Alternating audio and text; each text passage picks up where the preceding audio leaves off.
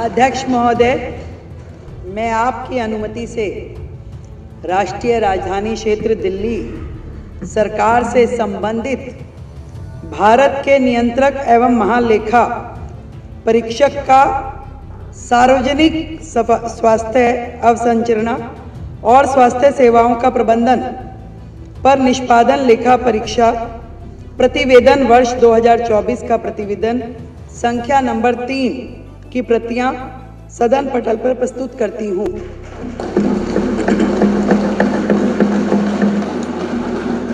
देखिए, मैं बधाई देना चाहता हूं माननीय मुख्यमंत्री रेखा गुप्ता जी का कि जो उन्होंने कॉन्स्टिट्यूशनल ऑब्लिगेशन था कि जो पिछले सदन के अंदर रिपोर्ट रखी जानी चाहिए थी, वो आज उस रिपोर्ट को रखा।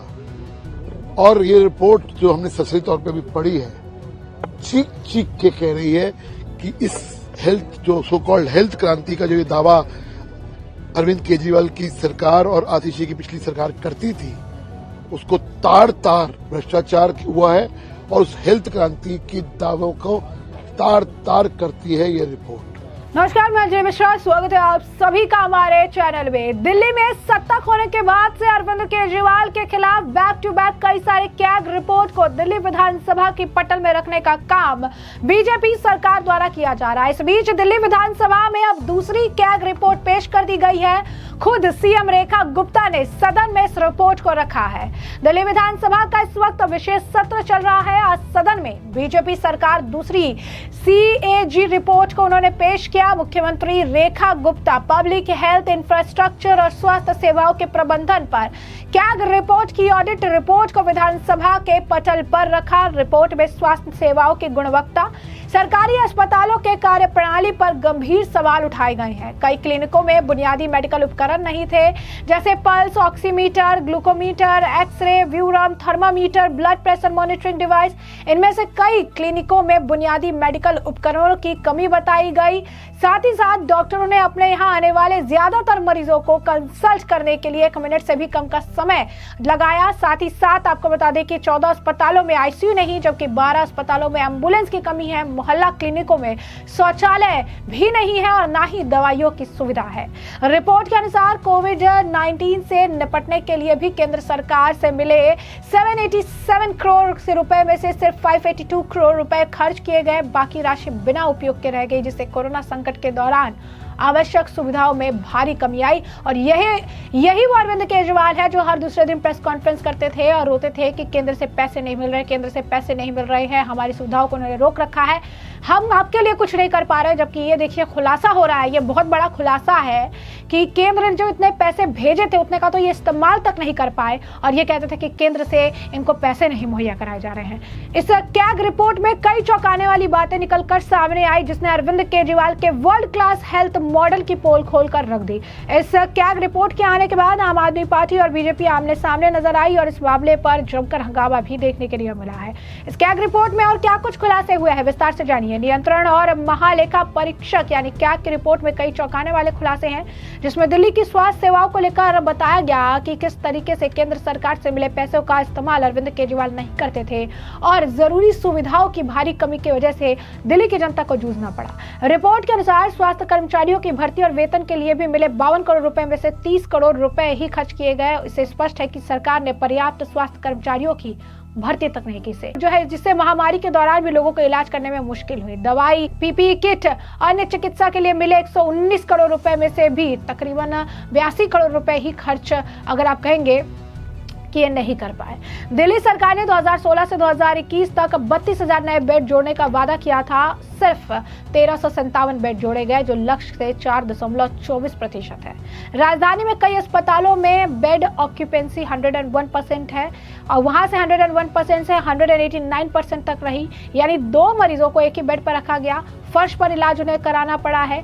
दिल्ली के स्वास्थ्य प्रणाली पर ये जो कैग रिपोर्ट आई है, इसने बताया है कि दिल्ली की जनता को अरविंद केजरीवाल ने किस तरीके से सिर्फ और सिर्फ लूटने का काम किया है, उनके लिए कोई काम नहीं किया केंद्र। इसी के साथ साथ दिल्ली के स्वास्थ्य प्रणाली पर जो एक कैग प्रदर्शन ऑडिट रिपोर्ट है, उसका अगर आप देखेंगे तो पूरा मामला अब तूल पकड़ता नजर आ रहा है। और सिर्फ रेखा गुप्ता नहीं, इस मामले पर हरीश खुराना भी बोलते नजर आ रहा है। क्या कुछ कह रहे हैं वो, जरा सुनिए।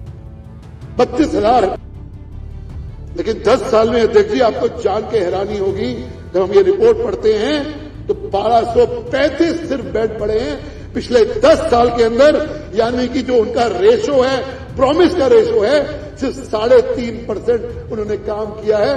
बाकी का पैसा कहां गया, क्या हुआ, भ्रष्टाचार के अंदर ये गया, ये रिपोर्ट पूरी तरह इंगित करती है अध्यक्ष जी। जो इस रिपोर्ट के अंदर भी कहा गया कि उन्होंने 4 हॉस्पिटल्स को स्पेशल ऑडिट किया, जान के आपको हैरानी होगी अध्यक्ष जी और सदन को भी हैरानी होगी। लोकनायक जयप्रकाश नारायण हॉस्पिटल, जो दिल्ली का सबसे प्रतिष्ठित दिल्ली सरकार का हॉस्पिटल है, जहां सबसे ज्यादा लोग इलाज कराने जाते हैं, वहां पे एक ओटी सर्जरी, ऑपरेशन थिएटर की सर्जरी का डिपार्टमेंट ही फंक्शन नहीं, ये है इस दिल्ली की सरकार। और जो वेटिंग टाइम है, वो अध्यक्ष जी किसी को जरूरत हो आज ऑपरेशन कराने की, आज ऑपरेशन नहीं हो पाएगा अध्यक्ष जी, 4 से 12 महीने लगेंगे, ये वेटिंग टाइम है। इस सरकार, इस पूर्ववर्ती सरकार की हेल्थ क्रांति, यही चीज यहां नहीं रुकते हम सर अध्यक्ष जी। यहां पे 5 ईसीजी मशीन खराब है, 12 ईसीजी मशीन 5 खराब है। 5 बिप जो ऑक्सीजन की सब मशीन होती हैं आईसीयू में नॉन फंक्शनल है। 3 ट्रांसपोर्ट मॉनिटर्स फंक्शन नहीं है आईसीयू के अंदर, ये इस जांच रिपोर्ट में सामने आया है देखिए सामने। ऐसे ही राजीव गांधी हॉस्पिटल के बारे में भी ये चीज है, जनकपुरी हॉस्पिटल के बारे में भी चीज आई है, और चाचा नेहरू बाल विकास जो चिकित्सालय है उसके बारे में ये चीज है। और निश्चित तौर के ऊपर जब ये बताया जाता है, मन को बहुत व्यथा होती है अध्यक्ष जी कि 27 हॉस्पिटल्स के में से 14 हॉस्पिटल में आईसीयू सर्विस नहीं है, 14 आईसीयू सर्विसेज, और ये बात करती थी सरकार हेल्थ क्रांति की। तो ये रिपोर्ट जब हम पढ़ रहे हैं, निश्चित तौर के ऊपर एक एक चीज को इंगित करती है, और मुझे लगता है कि जब ये पूरी रिपोर्ट पढ़ेंगे तो निश्चित तौर के ऊपर इस सरकार की सो कॉल्ड हेल्थ क्रांति की तो पोल खुलेगी। लेकिन जैसे लिकर पॉलिसी के अंदर, लिकर के अंदर एक भ्रष्टाचार सामने आया, जब हम ये पूरी रिपोर्ट पढ़ेंगे निश्चित तौर के ऊपर एक बहुत बड़े भ्रष्टाचार की तरफ ये इंगित करता है। आपने मुझे बोलने का मौका दिया, मैं बहुत बहुत धन्यवाद आपका। अशोक गोयल, श्री अशोक गोयल। देखिए, मैं बधाई देना चाहता हूं माननीय मुख्यमंत्री रेखा गुप्ता जी का कि जो उन्होंने कॉन्स्टिट्यूशनल ऑब्लिगेशन था कि जो पिछली सदन के अंदर रिपोर्ट रखी जानी चाहिए थी, वो आज उस रिपोर्ट को रखा। और ये रिपोर्ट जो हमने ससरी तौर पे भी पढ़ी है, चीख चीख के कह रही है कि इस हेल्थ, जो सो कॉल्ड हेल्थ क्रांति का जो ये दावा अरविंद केजरीवाल की सरकार और आतिशी की पिछली सरकार करती थी, उसको तार तार भ्रष्टाचार हुआ है, और उस हेल्थ क्रांति की दावों को तार तार करती है ये रिपोर्ट। हैरानी वाली बात यह है, इस 240 पेज की इस रिपोर्ट के अंदर तमाम ऐसे हॉस्पिटल जो बनाए ही नहीं गए उसका जिक्र है कि पिछले 10-10 सालों में जमीन तो ले ली लेकिन हॉस्पिटल बनाए नहीं गए, पैसा अनयूज रहा। जो इंदिरा गांधी हॉस्पिटल है उसमें 5 साल के डिले होने की वजह से 314 करोड़ का घाटा कह लीजिए, या उसको भ्रष्टाचार, क्योंकि घाटा क्यों हुआ या भ्रष्टाचार हुआ, निश्चित तौर पर जब भ्रष्टाचार हुआ तो घाटा हुआ, राजस्व को घाटा हुआ। ऐसे ही बुराड़ी हॉस्पिटल के अंदर 6 साल का डिले होने की वजह से 41 करोड़ का नुकसान हुआ। एमए डेंटल जो हॉस्पिटल है उसमें 3 साल के डिले होने की वजह से 26 करोड़ का नुकसान, राजस्व का नुकसान हुआ। तो टोटल 382 करोड़ का नुकसान इस सरकार की नाकामियों की वजह से दिल्ली सरकार का तो एक पक्ष है। इसके अलावा जिस प्रकार से मोहल्ला क्लिनिक के अंदर घोटाले, जिस प्रकार से दवाइयों के नाम पे घोटाले हुए हैं, जिस प्रकार से हॉस्पिटल बनाने के नाम पे घोटाले कर रहे हैं, बहुत सारी चीजें हैं। ये रिपोर्ट जो है उसको इंगित करती है, और निश्चित तौर के ऊपर चाहे वो भ्रष्टाचार का इनका सो कॉल्ड कि हम तो भ्रष्टाचार मुक्त शासन देना चाहते हैं, उसका तार तार करती है, और हेल्थ क्रांति को तार तार करती है।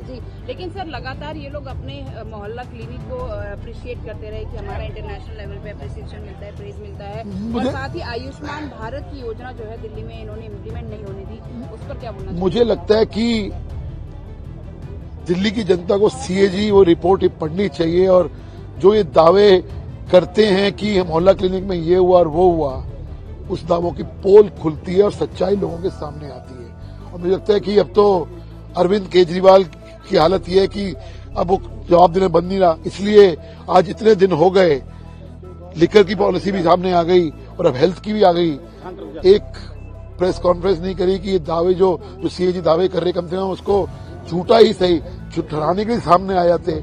लेकिन चूंकि उनकी बोलती बंद है, और ना सिर्फ मेरे को हैरानी इस रिपोर्ट में एक चीज और हुई है और दिल्ली की जनता को भी जानना चाहिए, कोविड के नाम पे जिस प्रकार से इस सरकार ने, पिछली सरकार ने हल्ला मचाया था, आपको याद होगा कि कोविड के नाम पे हमारा ये किया जा रहा है, वो किया जा रहा है। जब भारत सरकार, माननीय मोदी जी ने उनको कोविड के नाम पर जो फंड दिया अलग अलग मदों के अंदर, उसमें को यूटिलाइज ही नहीं किया, चाहे वो मद हो, लमसम अमाउंट हो, चाहे वो डायग्नोस्टिक सैंपल की रिपोर्ट हो, चाहे वो ड्रग पीपी मास्क की हो, चाहे वो ह्यूमन रिसोर्सेज की हो, ये पैसा ही इन लोगों ने खर्च नहीं किया।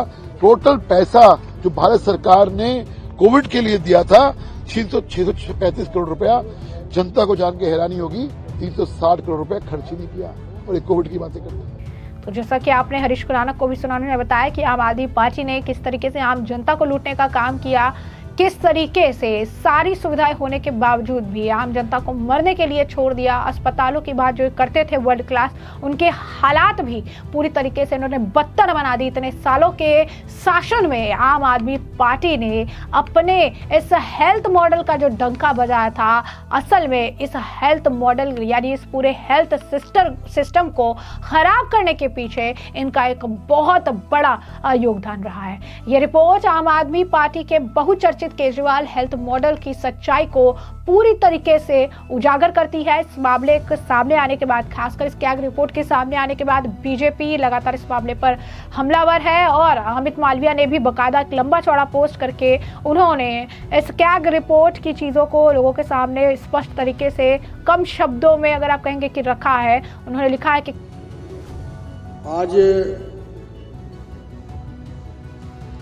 आज सीएजी रिपोर्ट की जो स्वास्थ्य के ऊपर ये रिपोर्ट सदन में रखी गई है, हम लगातार इस विषय को पिछले सदन में भी उठाते रहे और जिस प्रकार से ये सीएजी रिपोर्ट अभी मैं सरसरी ढंग से देख रहा था, तो इसमें हॉस्पिटल्स की तो जो बात आई है वो आई है कि हॉस्पिटल तो इन्होंने खोले नहीं, लेकिन बिस्तरों की संख्या भी लगातार कम होती रही है। हर जिले में, हर हॉस्पिटल के अंदर जो बेड्स थे वो भी कम हो गए। ये मोहल्ला क्लिनिक के ऊपर बड़ी पीठ थोपते थे अपनी। जो मोहल्ला क्लिनिक कोरोना के भारी संकट में कोरोना की टेस्टिंग तक उपलब्ध ना करा पाए, तो कैसी वर्ल्ड क्लास मोहल्ला क्लिनिक की ये बात करते थे, इनको अपने मुंह पर शर्म भी नहीं आती थी। यहां पर रिपोर्ट में बहुत सारी चीजों का जिक्र अभी हरीश खुराना जी ने किया। एम्बुलेंस की हालत इतनी बुरी है, जो इमरजेंसी एम्बुलेंस हो या कॉल वाली एम्बुलेंस हो, उसमें भी निरंतरता गिरावट आई है।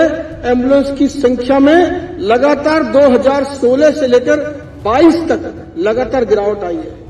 ये बातें बनाते थे बहुत बड़ी बड़ी, ये कहते थे कि हमने इतना ज्यादा बजट शिक्षा और स्वास्थ्य में दिया है, लेकिन दिल्ली का स्वास्थ्य बिल्कुल खराब कर दिया। वो पिछली बार एक बार अभय जी ने जिक्र किया था, एक व्यक्ति आया था खांसता खांसता, पूरी दिल्ली को आज खांसने पर मजबूर कर दिया। आप इसमें सीएजी रिपोर्ट में जितनी भी चीजें, जितनी भी डिटेल्स हैं, उन सब में चाहे दवाइयों का मामला हो, आज इतना ही नहीं, जो पशुओं की दवाई का मामला है उसमें भी इसमें डिटेल से जानकारी है। यहां तक कि कुत्तों के काटने से जो रेबीज का इंजेक्शन लगता है, वो भी उपलब्धता पूरे हॉस्पिटल्स में उपलब्ध नहीं है, उसकी भी ये सरकार संज्ञान नहीं ले पाई। जो शव गृह वैन उपलब्धता होती है, उसकी भी उपलब्धता नहीं हो पाई। इस सरकार ने पिछले 10 साल में शव गृह वैन को भी मेंटेन करने में ये असफल रही, और जो सीटीएस के जो बेड़े थे, इनके पर्याप्त कोल्स वाले एम्बुलेंस के साथ उसके अपेक्षित उपकरण और दवाइयां वो भी उसमें उपलब्ध नहीं थी। इनकी जो आहार विज्ञान विभाग है उस सेवा से भी ये इनकी पूरी की पूरी आप देखिएगा नहीं है। नमूना जांच जितने भी हुए हैं, जितने भी नमूने के जांच हुए हैं उसमें भी आप देखेंगे, चाहे LNH हो, चाहे RGHS हो, CNBC हो, GHS हो, किसी में भी किसी भी मानदंड को ये पूरी तरह से नहीं मेकअप कर पाए और ये अपनी पीठ खाली थपथपाते रहे, झूठ बोलते रहे, दिल्ली का बेवकूफ बनाने का काम करते रहे। लेकिन अब दिल्ली जाग गई है। मैं बधाई देता हूं आदरणीय मुख्यमंत्री जी को, मैं बधाई देता हूं कि इस पूरे काउंसिल ऑफ मिनिस्टर्स को, जिन्होंने पहले ही इसमें सदन में इसको पेश किया है। इसमें बाल मृत्यु का भी जिक्र है। बाल मृत्यु भी लगातार इस सरकार के 2017-18 से अगर आप देखें तो 3.65% इसमें वृद्धि हुई है और 21,870 बाल मृत्यु में 798 मामलों में इसमें गड़बड़ी पाई गई है। लेकिन इसके लिए भी पिछले दिनों राजीव गांधी सुपर स्पेशलिटी जो हॉस्पिटल है, कोरोना के बाद भी उसमें ऑक्सीजन की वजह से डिपार्टमेंटल जो मशीनरीज है उनकी गड़बड़ी के माध्यम से काफी लोगों की मौत हुई है। और आपको ध्यान होगा मोहल्ला क्लिनिक में गलत दवाई दी थी, जिससे कई सारे छोटे छोटे बच्चों की जो पैदा हुए थे और 5 साल तक के बच्चों की, बहुत सारे बच्चों की मौत हुई थी, जिसकी जांच के लिए भी आपको याद होगा दत्त जी, आप उस समय नेता प्रतिपक्ष थे, यहाँ पर हम लोगों ने इस सदन में ही आवाज उठाई थी। उसके लिए भी आज तक ये सरकार कुछ भी नहीं कर पाई। कुल मिलाकर के चाहे किसी भी विषय हो, स्वास्थ्य विभाग में पूरी तरह से अपनी पीठ थपथपाने वाली ये सरकार पूर्ण रूप से विफल रही है। इसकी कोई भी, चाहे नर्सिंग की हो व्यवस्था और चाहे हॉस्पिटल की या मोहल्ला क्लिनिक की, हर विभाग में पूरी तरह से इस फेल सरकार की हम पूरी तरह से निंदा करते हैं। और इसमें जो CAG रिपोर्ट में इसमें अनियमितताएं दर्शाई गई है और उस अनियमितता के पीछे जो भ्रष्टाचार छुपा है, चाहे वो नकली दवाई हो, एक्सपायरी डेट की दवाई हो, चाहे एक बार इन्होंने बात की थी मोटर बाइक एम्बुलेंस की, 15 मोटर बाइक एम्बुलेंस एक बार चित्र में छपा और करोड़ों रुपए के विज्ञापन छाप दिए, लेकिन वो दोबारा कभी दिल्ली की सड़कों पर दिखी नहीं। इस सवाल को हम खड़ा करते हैं और ये पूरी तरह से जिस क्षेत्र में स्वास्थ्य विभाग की अनियमितता हुई है और भ्रष्टाचार के दायरे में आते हैं, मैं सदन से और आपसे गुजारिश करूंगा कि भ्रष्टाचार की व्यापक जांच हो और उन जांच से जो भी दोषी हो उस पर कड़ी से कड़ी कार्रवाई की जाए। बहुत बहुत धन्यवाद। किस तरीके से आपातकालीन कोविड फंड का अपर्याप्त उपयोग किया गया, कोविड प्रतिक्रिया के लिए आवंटित जितने पैसे थे उनमें से काफी कम को खर्च किया गया, स्वास्थ्य कर्मचारियों के वेतन के लिए जो पैसे दिए गए थे उसे भी ये खर्च नहीं कर पाए, अस्पतालों में बिस्तरों की संख्या बढ़ाने में भी इनकी विफलता देखने के लिए मिली, अस्पतालों में भीड़ भाड़ जो है वो इतनी ज्यादा बढ़ गई कि एक एक बिस्तर पर कितने मरीजों को रखा जा रहा था, इलाज कराया जा रहा था, अस्पताल परियोजना में देरी और लागत में वृद्धि देखने के लिए है। साथ ही साथ स्वास्थ्य कर्मियों की भारी कमी देखने के लिए मिली, विभिन्न विभाग और अस्पतालों में केवल 8,149 पद खाली रहे, नर्सों की कमी 21%, पैरामेडिकल स्टाफ की कमी 38% रही, सर्जरी के लिए लंबा इंतजार करना पड़ा, लोकनायक अस्पताल सामान्य सर्जरी के लिए भी 2-3 महीने, जलने प्लास्टिक सर्जरी के लिए 8 महीने तक का इंतजार करवा रहा है, चाचा नेहरू बाल चिकित्सालय जो है उपकरणों के काम न करने के कारण जो बाल चिकित्सा सर्जरी है उसके लिए 12 महीने की प्रतीक्षा करनी पड़ रही है, महत्वपूर्ण अस्पताल सुविधाओं का उपयोग न हो पाना। को बता दें कि स्पेशलिटी अस्पताल में 6 ऑपरेशन थिएटर, ICU बेड और डॉक्टरों का हॉस्टल बेकार पड़ा है। जनकपुरी सुपर स्पेशलिटी हॉस्पिटल में 7 मॉड्यूलर OT, OCC बेड और ब्लड बैंक काम नहीं कर रहा। ट्रॉमा सेंटर में विशेषज्ञ डॉक्टर की कमी है। इस तरीके से कई सारे जो है ट्रॉमा सेंटर है जिसमें कोई स्थायी वरिष्ठ विशेषज्ञ डॉक्टर नहीं थे, जिससे 24/7 आपातकालीन सेवाएं जो है प्रभावित हुई है। मौलिक स्वास्थ्य सेवाओं का अभाव रहा है और ऐसे में 14 अस्पतालों में ICU की सेवा नहीं है, अस्पतालों में ब्लड बैंक नहीं है, 15 अस्पतालों में शव गृह नहीं है, 12 अस्पतालों में एम्बुलेंस सेवाएं नहीं, खराब रूप से सुसज्जित एम्बुलेंस है, कई आपको बता दें कि कैट्स एम्बुलेंस में जीवन रक्षक उपकरण तक नहीं है। मात्र स्वास्थ्य तो फंड का भी अपर्याप्त उपयोग किया गया है। जननी शिशु सुरक्षा कार्यक्रम केवल 30% गर्भवती महिलाओं को लाभ मिला, जबकि इसका अमाउंट भी ज्यादा था। केंद्रीय खरीद एजेंसी द्वारा दवाओं की आपूर्ति की विफलता देखने के लिए मिली। अस्पतालों के लिए खरीदी गई भूमि का उपयोग तक नहीं हो पाया। मोहल्ला क्लिनिक और आयुष्मान औषधियों की दयनीय स्थिति देखने के लिए मिली। क्लिनिकों में शौचालय नहीं, और आप देख सकते हैं क्लिनिकों में पावर बैकअप नहीं है। दिव्यांगों के लिए अनुपयोगी पूरी तरीके से साबित हुआ। यही नहीं, पावर बैकअप नहीं है, शौचालय नहीं है, पीने के पानी की सुविधा नहीं है। और ऐसे में आप देखिए कि किस तरीके से ये हेल्थ मॉडल जिसका ढिंडोरा पीट रहे थे, एक्चुअल में दिल्ली के हेल्थ मॉडल की क्या कंडीशन है। इस मामले पर आशीष सूद भी बयान देते नजर आए। क्या कुछ कह रहे हो, सुनिए। अंजाम गुलिस्ता क्या होगा जब हर शाख पे उल्लू बैठा है। हर जगह लोगों की दवा में चोरी, लोगों के स्वास्थ्य की हर चीज में चोरी करती हुई ये सरकार रंगे हाथ पकड़ी गई है। जी, लेकिन सर अगर बात करें कोविड को, तो कोविड को लेके भी बता रहे हैं कि 321 समथिंग करोड़ का जो है उसमें भी घोटाला मिला है कि किस तरह से उन्होंने सिर्फ बिल दिया, लेकिन देखिए दिल्ली सरकार, जब हम कहा करते थे तब लोग इस विषय पर हमारा विरोध करते थे, मगर अब हर दिन कैग की रिपोर्ट उनके भ्रष्टाचार के पन्नों को खोलती जा रही है। जैसा कि आपने सुना कि हेल्थ मॉडल की पोल जो है ये नेता खोलते नजर आए। कैग रिपोर्ट में साफ तौर पर समझ आया कि अरविंद केजरीवाल ने दिल्ली की जनता को सिर्फ और सिर्फ धोखा दिया और जो है उनके साथ विश्वासघात किया। इसके अलावा उन्होंने दिल्ली की जनता को कुछ नहीं दिया। जो साधन थे उनको भी इतने सालों में बद से बदतर करने का काम किया है। ऐसे में हमने आपको जो पूरा मामला है विस्तार से बताया। इस मामले पर आपकी भी जो राय हो कॉमेंट सेक्शन में कॉमेंट करके जरूर से जरूर साझा करिएगा। धन्यवाद। श्री राजकुमार भाटिया।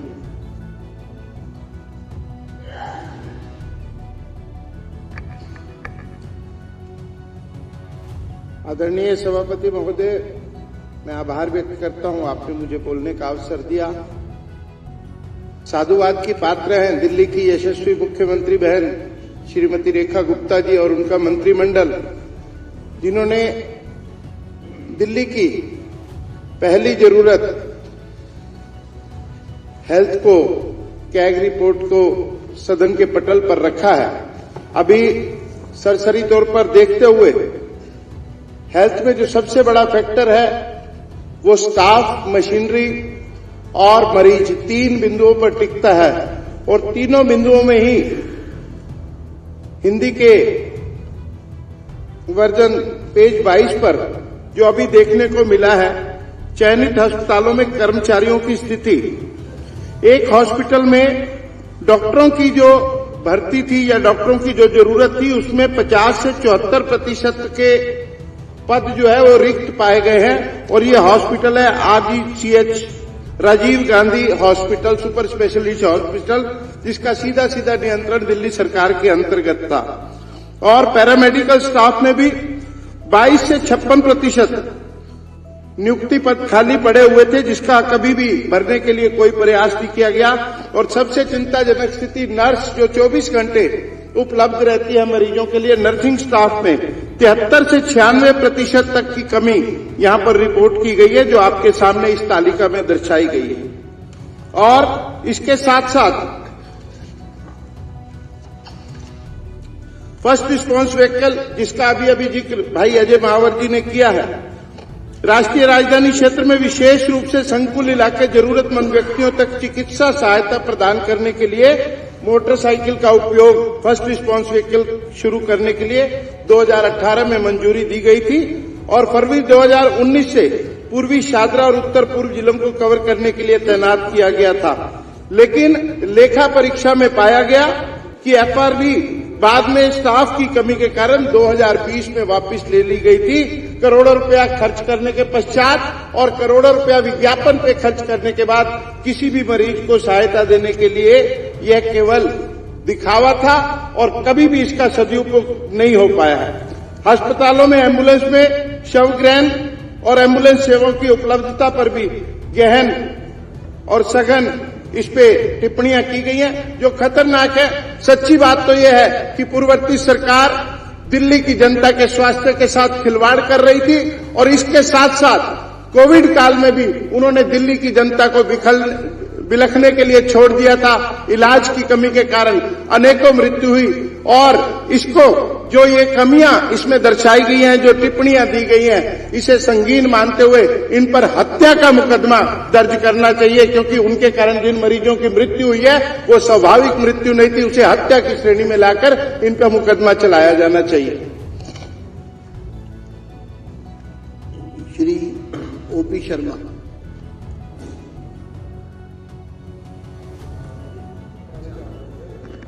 धन्यवाद अध्यक्ष जी।